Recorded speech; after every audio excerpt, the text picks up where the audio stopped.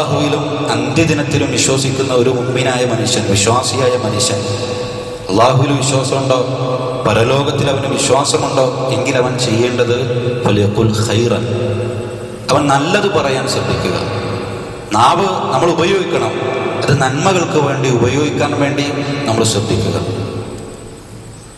നന്മ കൽപ്പിക്കാനും തിന്മ വിരോധിക്കാനും അതേപോലെ തന്നെ നല്ല കാര്യങ്ങൾ പഠിപ്പിച്ചു കൊടുക്കാനും അത് മറ്റുള്ളവർക്ക് എത്തിച്ചു കൊടുക്കുവാനും ഒക്കെ നിരന്തരം നമ്മൾ നാവിനെ ഉപയോഗിച്ചുകൊണ്ടേയിരിക്കുക.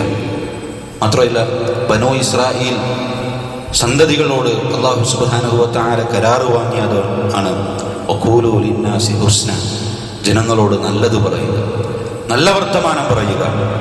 മാത്രമല്ല, നബി സല്ലല്ലാഹു അലൈഹി വസല്ലമയോട് അടിമകളോട് പറയാൻ ആവശ്യപ്പെടുകയാണ് വഖുൽ ഇബാദി യഖൂലു ലത്തി ഹിയ അഹ്സൻ, പ്രവാചകരെ എൻ്റെ അടിമകളോട് പറയണം, അവർ നല്ലത് പറയണം, ഏറ്റവും നല്ല വർത്തമാനങ്ങൾ പറയണം.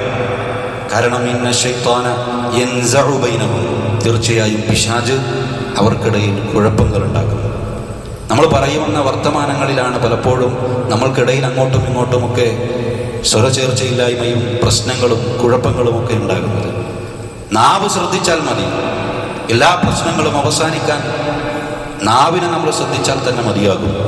പലപ്പോഴും ചില പ്രശ്നങ്ങൾ പോലും വളരെ ഗുരുതരമായ വീഴ്ചകളിലേക്കും പ്രശ്നങ്ങളിലേക്കുമൊക്കെ എത്തിച്ചേരുന്നത് ആ പ്രശ്നങ്ങളിൽ നമ്മൾ നാവിനെ അനാവശ്യമായി ഉപയോഗിക്കുമ്പോഴാണ്.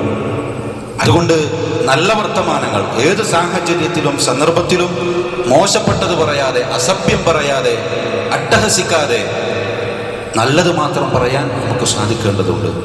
നബി സല്ലല്ലാഹു അലൈഹി വസല്ലമയെ കുറിച്ച് പറഞ്ഞത്, നബി സല്ലല്ലാഹു അലൈഹി വസല്ലമ അട്ടഹസിച്ച് സംസാരിക്കുമായിരുന്നില്ല എന്നതാണ്. നമ്മൾ അഹങ്കാരത്തോടു കൂടി സംസാരിക്കുമ്പോൾ, വളരെ ഒച്ചയിട്ട് ഒരു സദസ്സിൽ സംസാരിക്കുമ്പോൾ, കുടുംബ പ്രശ്നങ്ങൾ ഉണ്ടാകുമ്പോൾ അവിടെ സംസാരിക്കുമ്പോൾ അവിടെയൊക്കെ പിശാച് ഇടപെടുന്ന സാഹചര്യം ഉണ്ടാകും. ഇന്ന ശൈത്താന യൻസഉ ബൈനഹും, തീർച്ചയായും പിശാച് അവർക്കിടയിൽ കുഴപ്പങ്ങൾ ഉണ്ടാകും.